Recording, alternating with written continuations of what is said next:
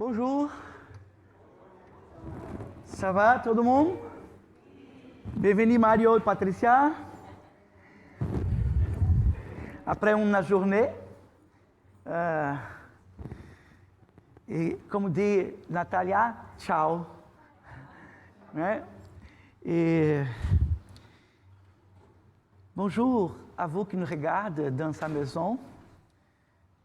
Bonjour chaque famille qui est ici. Et bonjour pour vous qui nous visitent. Il y a quelqu'un qui nous visite aujourd'hui, par exemple? Je ne sais pas. Il y a? Bienvenue avec nous. Ça fait plaisir de voir les personnes qui nous visitent. Mais avant de partager le texte biblique et avant de partager ma prédication de ce matin, j'aimerais de prier une autre fois. Je vais prier à Dieu parce que je suis complètement dépendant de Dieu. Je suis une personne qui reconnaît vraiment ma faiblesse, qui reconnaît que je suis et j'ai besoin vraiment de Dieu, de sa présence et de son esprit. Prions. Merci Seigneur pour ce moment de partager ta parole. Ce moment que nous savons que ton esprit parle, malgré notre faiblesse, malgré de qui nous sommes. Et nous te prions vraiment de tout notre corps, Seigneur, que seulement ton esprit puisse parler dans ce matin. Que chaque personne ici, et moi aussi, pourront écouter ta parole, la voix de ton esprit, recevoir de le trône de ta grâce la direction, l'orientation qui devient de ta parole.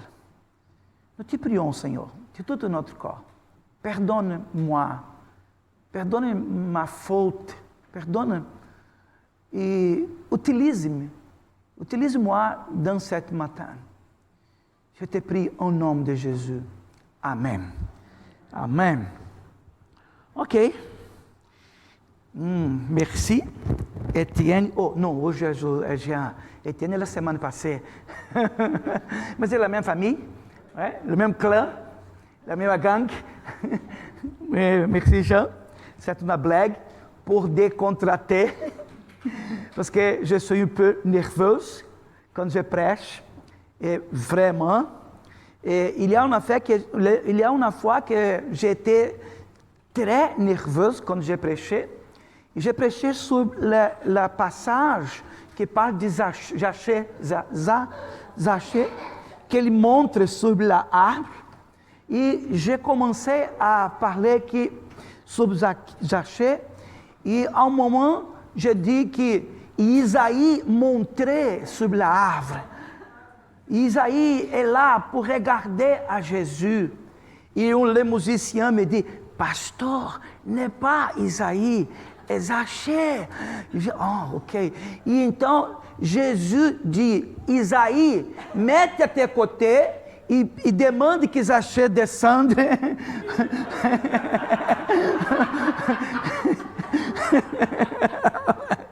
C'est une blague. Mais je prêche, ça fait 3 semaines que je prêche sur l'évangile de Luc. Surtout Luc chapitre 4, verset 13. Luc chapitre 4, verset 13, c'est un texte biblique très, très important qui nous parle, l'idée centrale de ce texte biblique est qu'après avoir été baptisé et être rempli du Saint-Esprit, Jésus fut conduit pour le Saint-Esprit, dans le désert. Et il fut tenté par le diable pendant 40 jours. Il ne mange rien. Jésus ne mange rien dans ce moment-là, dans cette période-là. Et à la fin, Jésus, il a faim. Il est tenté par le diable. Mais la Bible nous montre que Jésus sortit de là victorieux. C'est la victoire de Jésus sur le péché. C'est l'inice d'un ministère ou d'une vie très victorieuse. À la fin, Jésus sera victorieux sur la mort. À la fin, Jésus sera victorieux sur le péché définitivement. Et à la fin, Jésus sera victorieux sur le diable. Et pour ça, quelqu'un qui est en Christ est vraiment libre. Amen? Le premier amen.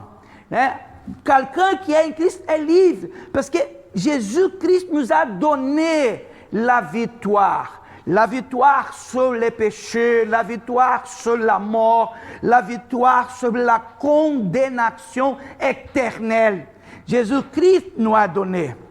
Quand je regarde ce texte-là, Luc chapitre 4, verset 1 à 13, je regarde que ce texte-là, il y a un caractère doctrinal et en même temps éthique. Et je vous explique. Il est doctrinal aussi, parce que dans ce texte-là, il y a une christologie. À travers ce texte-là, nous pouvons comprendre vraiment qui est Jésus. Jésus est vraiment un homme. Jésus est vraiment un homme. Mais Jésus est vraiment Dieu. Amen. Il est Dieu homme. Si nous désirons savoir comme nous devons être un homme de vérité, nous devons regarder la personne de Jésus. Si nous désirons comprendre la personne de Dieu, nous devrons regarder aussi la personne de Jésus. Pour ça, ce texte biblique, il y a un caractère doctrinal, mais il y a aussi un caractère éthique. Parce qu'il nous montre que quand nous regardons la personne de Jésus, et nous suivrons la personne de Jésus dans notre vie, dans notre comportement, dans notre façon d'être, dans notre façon de vivre, nous vivrons l'éthique biblique, l'éthique chrétienne, l'éthique qui devient de Dieu. Est-ce que vous me comprenez? Oui ou non? Oui ou non, ça semble Amen. La deuxième fois. Oui ou non, ça semble Amen. Donc, ma thèse, quand je pense sobre ce texte ici, ma thèse est qu'il est important que nous tous, nous passerons pour les tentations à l'arche de notre vie. Nous passerons pendant notre vie, nous passerons pour des tentations. Toi et moi, nous tous. La vie est comme ça. Mais si nous désirons surmonter la tentation, nous devons être devant nous, avoir devant nous un modèle suprême. Pour surmonter la tentation, nous ne sommes pas les héros, notre héros, le héros de notre vie. Jésus est le héros suprême et le modèle suprême pour surmonter la tentation. Est-ce que vous comprenez? Amen? OK? Mais avant de commencer propriement, je ne commence pas, je suis dans l'introduction, né? E mon coach registre tout le temps là. Né? Je regarde mon coach. Ele se déplaçait de cette matin parce que je resterai tranquille, qu'il n'est pas devant moi, mais il est là. Et je lui regarde. La Bible a dit que les yeux du Seigneur sont sur toute la terre. Mais les yeux du prêcheur sont sur toute la congrégation. Je regarde tout le temps là. Je regarde. Avant de commencer, je crois qu'il est important de ou de regarder notre parcours jusqu'au présent. Nous avons fait un parcours. Avant d'aborder la réflexion une autre fois sur Luc chapitre 4, versets 1 à 13. Il est important de garder dans notre esprit ou dans notre tête le prologue de Luc. Le prologue de Luc est important. Luc a proposé de créer un récit ordonné en utilisant diverses sources et matériaux existants sur son mouvement, sur la personne de Jésus, dans le début ou dans le commencement et hasta le jour de l'Église. Et c'est intéressant que quand nous regardons dans notre Bible, Luc nous parle qu'il va faire un parcours ordonné sur la personne de Jésus. Et il utilise dans le prologue, chapitre 1, versets 1 à 4, qu'il parlera de la personne de Jésus. Mais quand Luc prend place dans la 12e œuvre, qui est les Actes des Apôtres, Luc dit là-bas, au chapitre 1, qu'il parle de tout que Jésus a commencé et à faire. Então, cette histoire, cette narrative chronologique est sur la personne de Jésus. Jésus, une autre fois, je vous affirme que Jésus est le roi, est le héros de l'histoire, non l'être humain.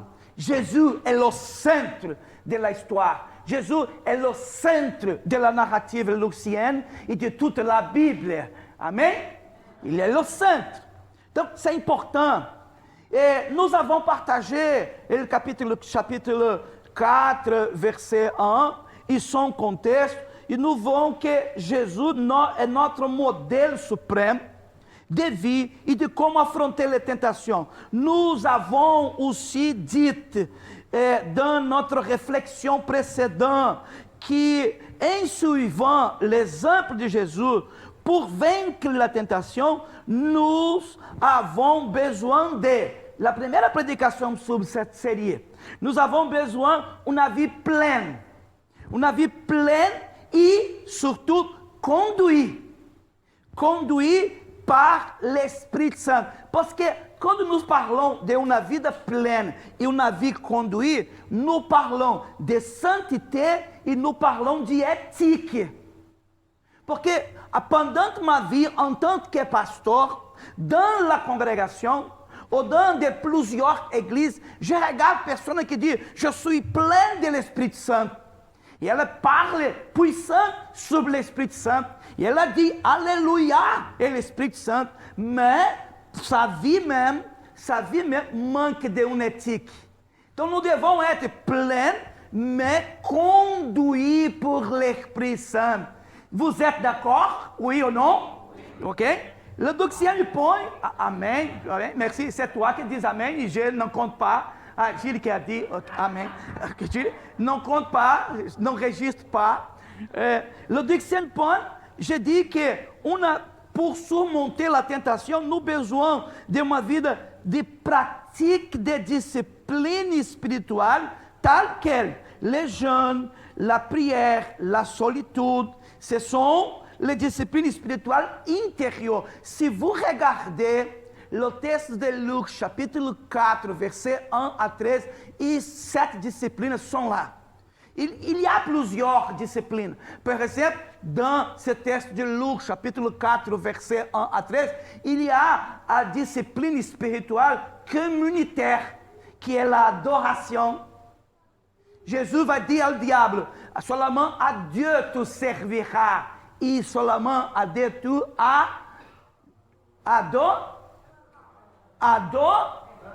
Oui, je ne sais pas le vocabulaire, donc je demande.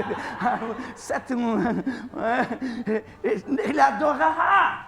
C'est une discipline spirituelle. L'adoration est une discipline spirituelle communautaire. De la communauté. Pour ça, vous qui nous regardez dans la maison, je t'encourage à la prochaine fois à venir et rester avec nous pour louer à Dieu, pour adorer à Dieu ensemble. Et Gilles a dit Amen. Gloire à Dieu. Le troisième point que j'ai partagé la semaine dernière, j'ai dit que pour surmonter la tentation, nous devons assumer, non seulement assumer, mais développer notre identité spirituelle en tant que fils de Dieu, qui nous est donnée pour la nouvelle naissance. Nous est donné. Notre identité nous est donnée. L'apôtre Paul, dans l'épître à l'Éphésiens, chapitre 1, verset 13, vous qui êtes à la maison, registre ça. Il dit que quand nous vivrons l'expérience de la conversion, l'Esprit de Dieu nous scelle. É como se fosse uma marca. Vous n'êtes pas la même personne. Vous êtes une nouvelle créature, mais ne suffisant pas. É important, nous sommes sauvés, mais après ça, nous devons développer la sainteté. Chercher la sainteté de vie. Et aujourd'hui, ce matin, dans la continuité de notre réflexion sur comment vaincre la tentation, nous parlerons de la nécessité de discerner clairement notre vocation et notre mission et comprenant notre propos de vie. Pour ça,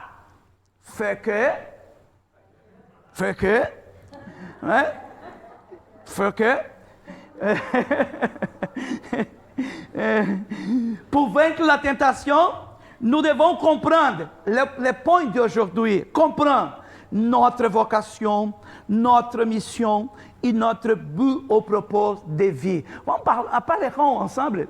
Notre vocation, notre mission et notre but en Dieu. Notre vocation, notre mission. Je vous invite à lire Luc chapitre 4, versets 1 à 13 avec moi. Je pense que nous pourrons lire ensemble en regardant les diapos. J'ai lisé dans ma Bible la version Louis II, mais nous pouvons lire ensemble. OK? Avant, Jésus rempli, revient du Jourdain. Il fut conduit par l'Esprit dans le désert, où il fut tenté par le diable pendant 40 jours. Il ne mange.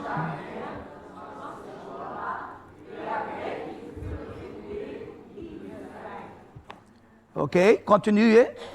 Le diable.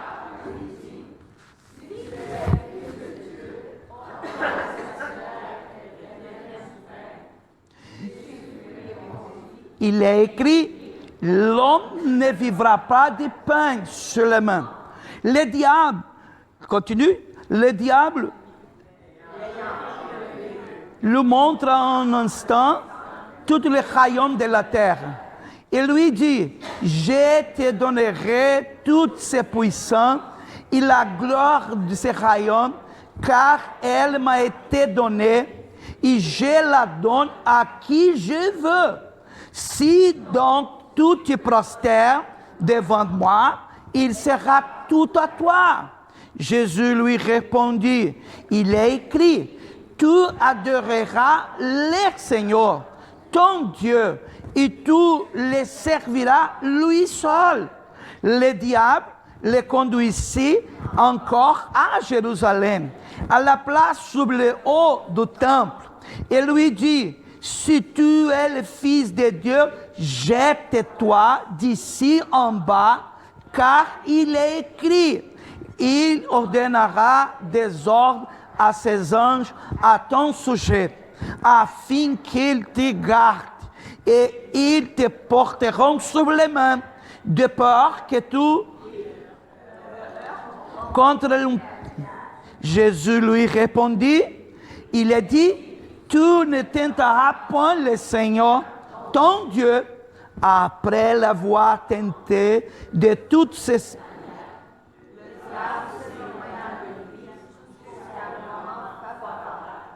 Amen. C'est très profond ce texte-là. Mais j'aimerais que vous regardiez bien, que nous réfléchissions au texte spécifique de 4:13. Et j'aimerais remarquer que notre réflexion, c'est une réflexion expositive, mais c'est une réflexion expositive contextuelle.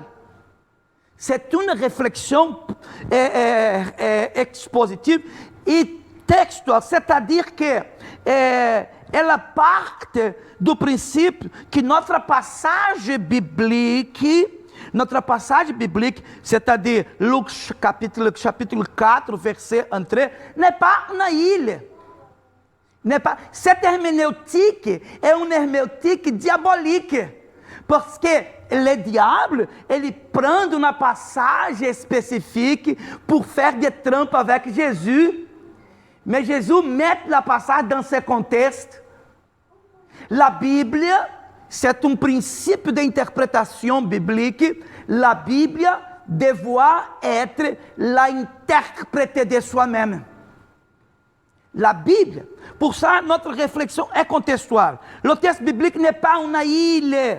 Il y a un début, il y a un milieu et une fin. Et surtout, il y a un contexte antérieur et un contexte postérieur. Pour ça, je vous invite donc à examiner attentivement les cadres que nous faisons la semaine passée. Regarde ce cadre-là. Je sais que dans ce cadre-là, il y a plusieurs informations. Quand je regarde, la personne regarde, waouh, c'est le map, la carte de trésor que je devrais suivre. Né? Non, regarde ce map-là. Si vous avez le désir que je t'envoie, je pourrais t'envoyer ce cadre-là. Mais regarde ce cadre. Nous avons 3 scènes. La scène première, la scène de le milieu, qui est entre la première et la dernière, et la 13e. La 13e scène est au début du ministère public de Jésus en Galilée. Regarde ce cadre. C'est important de le regarder. Dans ce cadre, je vais donner à la lumière du contexte pourquoi ma proposition de ce matin est que pour vaincre la tentation, nous devons connaître notre vocation, notre mission et notre but ou notre propósito em Dieu. Notez s'il vous plaît, dans la colonne du milieu, notez s'il vous plaît. Regarde là. Regarde en bas de la 3e ligne. Est-ce que vous êtes avec moi? Oui ou non? Ok? Hein? Oui? Je peux continuer? Ah, ok? Donc, le milieu, la part en bas. Dans la part en bas, si nous voyons le récit, la scène du baptême de Jésus, dans Luc chapitre 3, verset 21 et verset 22. Ensuite, nous avons Jésus dans le désert, où il est tenté par le diable, dans Luc chapitre 4, verset 1-13. Et dans la 3e colonne, commence le ministère public de Jésus dans Luc chapitre 4, verset 14 en suivre. Remarquez s'il vous plaît, remarquez que la tentation se situe exactement entre le baptême de Jésus et son ministère public. La tentation est là. Mais remarquez que malgré la tentation, elle est dans le milieu, entre le baptême de Jésus et le début de son ministère, malgré la tentation, Jésus suivrait son ministère. Je pense que la tentation du diable est juste non seulement pour poner Jésus à preuve, mais pour empêcher à Jésus de développer son ministère, c'est-à-dire que développer la volonté de Dieu par sa propre vie. La tentation, elle a essa intention, non seulement pour tester le corps de Jésus, non seulement pour tester la fidélité, mais pour empêcher, parce que le diable connaît Jésus. Le diable savoir que Jésus est le Fils de Dieu, qu'il est venu pour sauver l'humanité, pour sauver à moi et à toi. Il sait que le diable déteste. Le diable, et il fait ça. Il mettre Jésus-Christ à la tentation. Mais la tentation, c'est un phénomène que nous tous passerons. Pour ça, nous devons regarder la personne de Jésus. Pour surmonter aujourd'hui notre propre tentation, il suivrait le désir de Dieu pour notre vie. Et l'appel de Dieu pour notre vie. La mission de Dieu que Dieu a établie par notre vie. Le propos de Dieu que Dieu a établi dans l'éternité pour notre vie. Ce cadre-là nous montre que si Jésus cédait aux tentations du diable, son ministère public n'aura pas commencé. Et aujourd'hui, nous ne serons pas ici. C'est dramatique. Il y a l'histoire de l'humanité, elle est là. L'histoire de l'humanité. La question que je vous propose, ou la question que je vous présente dans cette matin est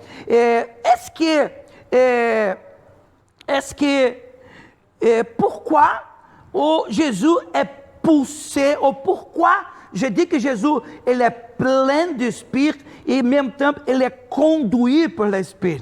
La question que je vous propose est qui conduit Jésus, l'esprit, nous savons, d'une ancienne, son baptême, vers son ministère public en rompant la barrière des tentations. Qu'est-ce qui a conduit Jésus? Nous savons que é l'esprit, mas é seulement ça? Est-ce qu'il y a autre chose? Jésus avait dans ma façon de penser et dans ma façon de regarder le texte biblique, je comprends que Jésus avait une compréhension claire de sa vocation, de sa mission et de propos de Dieu pour sa vie. Je vous invite à lire la première scène de tentation, Luc chapitre 3, verset 21 et verset 22. Lisons ensemble. Luc chapitre 3, verset 21, verset 22. Le texte biblique dit, tous les peuples se faisaient baptiser. Jésus fut aussi baptisé. Et pendant qu'il priait, le ciel s'ouvrit. On répète sa phrase-là, la première phrase. Tous les peuples se faisaient baptiser. Jésus fait aussi baptiser. Et pendant qu'il priait, le ciel, qu'est-ce que le ciel s'ouvrit? Quand la Bible parle de le ciel s'ouvrir, elle parle d'un genre littéral et spécifique, qui est l'apocalypsisme. Oui, le ciel ouvert. Monsieur Gilles Tissier a prêché une série de prédications sur l'Apocalypse. Et quand le ciel est ouvert, le genre littéral est apocalypse, apocalypsisme, qui est le genre littéral. Apocalypse est la littérature produite par ce genre-là. Et une des façons de ce jeûne-là, un des bouts de ce jeûne-là est révéler quelque chose que nous ne comprenons ou que nous ne savons pas. Et dans ce moment, quand le ciel s'ouvre, quelque chose d'important sera révélé dans ce moment-là. Sera révélé. Et le verset suivant nous dit, il est le Saint-Esprit descendu sur lui sous une forme corporelle comme une colombe. Et une voix fit entendre du ciel cette parole. Qu'est-ce que la parole dit? Lisons. Tu es mon fils bien-aimé et en toi j'ai mis toute mon affection. Tu es mon fils bien-aimé. Qu'est-ce qui se passe alors de cet événement? Chapitre 3, versets 21-22. Et la compréhension que Jésus a acquis de cet événement est fondamentale. La compréhension que Jésus a acquis de cet événement et cet événement aussi, ils sont fondamentaux pour notre foi. La voix que Jésus a entendue ici, tu es mon fils bien-aimé, est enregistrée dans le psaume 2. C'est une voix, n'est pas une voix déconnectée. C'est une voix connectée à le psaume chapitre 2. Lisons le psaume chapitre 2. Lisons ensemble, s'il vous plaît. Lisons. Pourquoi ce tumulte parmi les nations? Ces vaines pensées parmi les peuples? Pourquoi les rois de la terre se soulèvent-ils et les princes s'alignent avec contre l'Éternel et contre son oint. Alléluia. Contre son oint. Ensemble, continue. Brisons leurs liens. Délivrons-nous leurs chaînes. Celui qui siège dans les cieux, le Seigneur, c'est manque Dieu. Suivez. Puis, il parle dans sa colère. Il éprouve dans sa fureur. C'est moi qui est oint, mon roi, mon rat, sur Sion, ma montagne sainte, je publierai les décrets. L'Éternel m'a dit, alléluia, tu es mon fils. Tu es mon fils.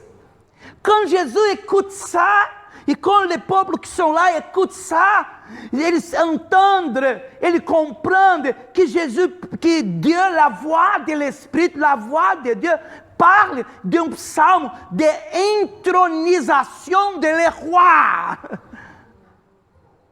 Regarde l'impact sur la personne de Jésus. La voix dit que je suis le Fils de Dieu. Mais sa voix qui dit que je suis fils de Dieu utilise un psaume de l'intronisation.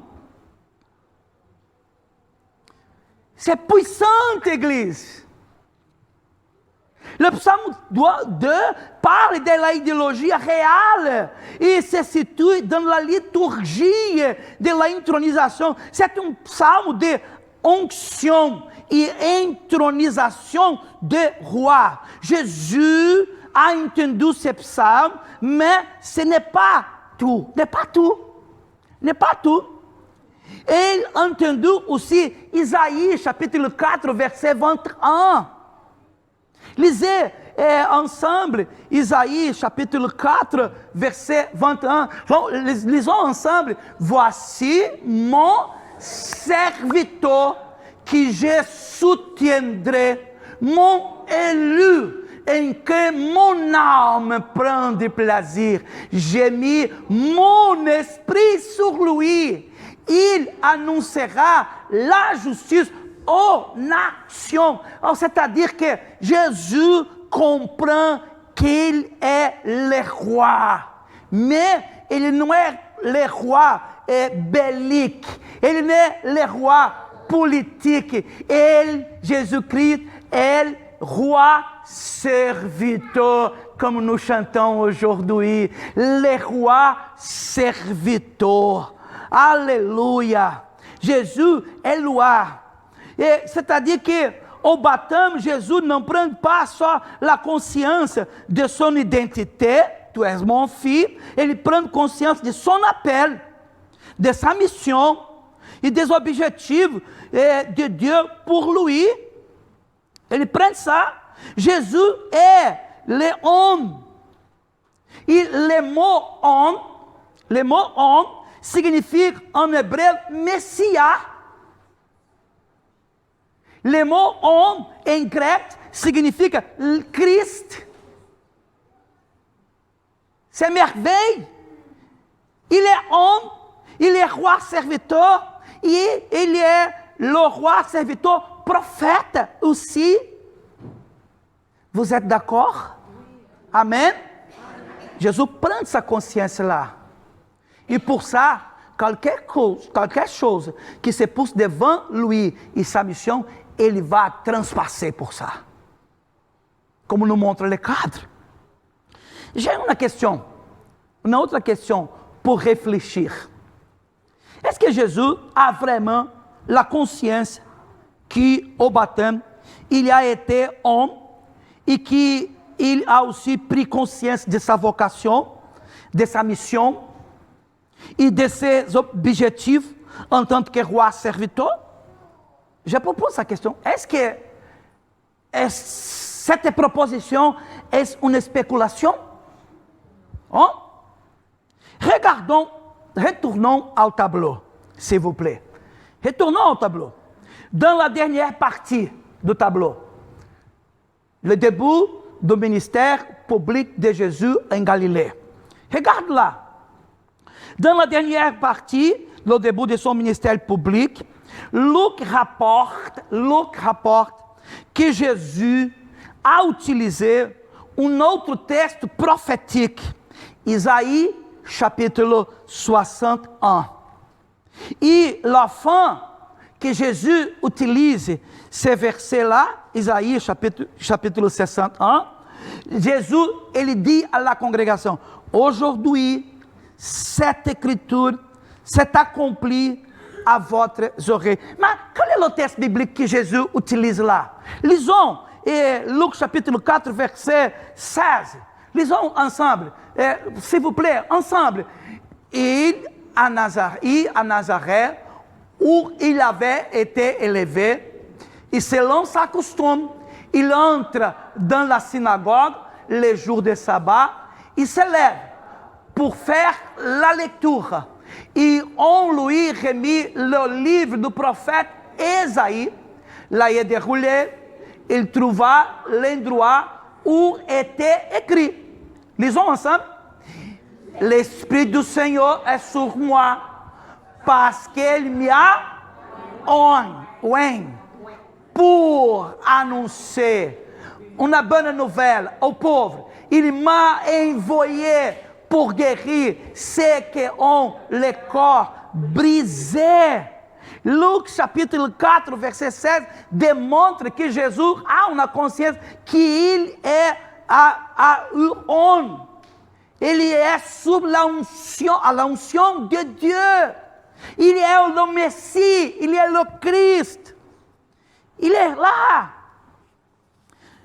Mais si nous regardons un autre texte lucien, chapitre 10 de l'Acte des Apôtres, chapitre 10, verset 38, lisons ensemble, chapitre 2, vous savez comment Dieu a oint du Saint-Esprit. Dieu a oint du Saint-Esprit à qui? Et de force à qui? Jésus de Nazareth, qui allait de lieu en lieu, faisant du bien et guérissant tous ceux qui étaient sur l'empire du diable. Car Dieu était avec lui. Alléluia! Lisons chapitre 4 ensemble. Tu pourrais lire chapitre 4 après, chapitre 4 des Actes des Apôtres, verset 27. Nous pouvons lire ça. Nous pouvons lire, oui, Hébreux chapitre 1, verset 9, qui nous remet à les psaumes 45, 7, 8. C'est vrai, Jésus, il est homme, il est roi serviteur, il est roi serviteur et prophète. Retournons, s'il vous plaît, au tableau. Retournons au tableau. Remarquez qu'entre le moment de baptême, lorsque Jésus a reçu la onction de l'Esprit pour être roi, serviteur et prophète, et le moment de son ministère où il a déclaré lui-même avoir été choisi par Dieu, il y a là-bas une tentation. Et nous devons lire la tentation. Regarde la tentation, chapitre 4 de Luc, verset 1 à 3. Jésus, rempli du Saint-Esprit, revient du Jourdain, et il faut conduire par l'Esprit dans le désert, où il fut tenté par le diable pendant 40 jours. Il ne mange rien durant ces jours-là. Et après qu'il ferait écouler, il eut faim. Le diable lui dit, si tu es fils de Dieu, ordonne à cette pierre qu'elle devienne un pain. Quand je regarde là, la première tentation, regarde ce que je veux dire maintenant. Je pense que la première tentation, elle a un caractère de transformer Jésus, l'homme, en héros de sa propre vie. Et l'héros, le personnage principal de sa propre vie, c'est une tentation courante aujourd'hui, comme a prêché Jean-Philippe, quand il a prêché sur la dernière fois. Qui est le héros ou la personne principale de ta propre vie? Je pense que c'est comme le diable disait à Jésus, si tu es le roi, ou une fois que tu es le roi, Messie, ordonne sa paix qui se transforme en pain et satisfait ta faim. Ou on dirait que le diable dit à Jésus, si tu es le roi, ou si tu es le roi Messie, prends de ta place, sois l'héros de ta propre vie. Le diable est diabolique. Le diable est subtil. Le diable est subtil, mais je vous déclare, en nom de Jésus, cet matin, que le roi serviteur n'est pas de place, n'est pas de le trône. Le roi serviteur n'est pas d'une hôtellerie, mais d'une crèche. Le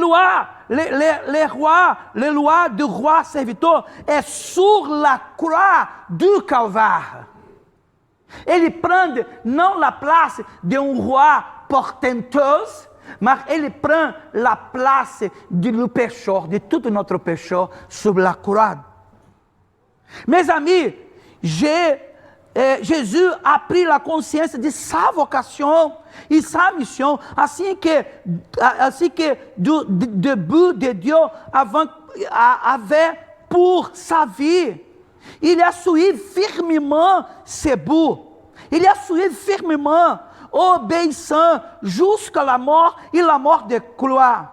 Le diable a tenté de l'y arrêter, mais Jésus était firme comme un roi, mais obéissant comme un serviteur. Il était firme. Pour cela, Jésus est devenu le modèle suprême de quelqu'un qui désire vaincre la tentation. Nous devons renoncer à l'être roi de notre propre vie et regarder Jésus comme notre modèle suprême.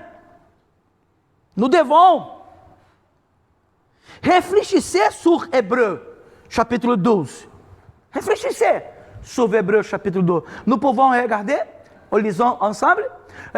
Nous donc aussi, puisque nous sommes d'une grande nuée de témoins, rejetons tout le fardeau et tentation, et les péchés et tentations qui nous enveloppent si facilement, et courons avec persévérance dans la carrière qui nous est ouverte, ayant les regards sur Jésus, le chef et le consommateur de la foi, qui, en vue de la joie qui lui était réservée, a souffert la croix, méprisé l'agonie et aussi s'assit à le trône, à droite du trône de Dieu.